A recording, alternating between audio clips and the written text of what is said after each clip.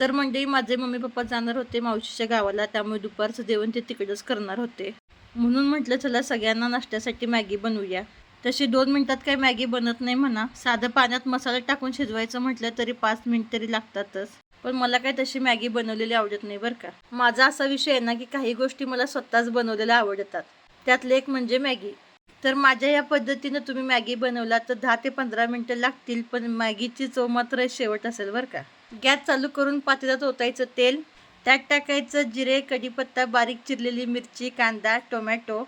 सगळं छान भाजल्यानंतर त्यात टाकायचे ओले वाटाणे. वाटाण्यांमुळे मॅगीच्या चवीला 4 चांद लागतात. थोडीशी हळद, मॅगीचा मसाला तेलात टाकून छान भाजून त्यात अंदाजे पाणी टाकायचं आणि वरून अगदी थोडंसं मीठ टाकायचं. जास्त पाणी टाकल्यावर मॅगीचं सूप होईल बरं का. वरून टाकायची चिरलेली कोथिंबीर आणि 5 मिनिटं बारीक गॅस करून मॅगी शिजवायची. गॅस करायचा बंद, आपली मॅगी तयार.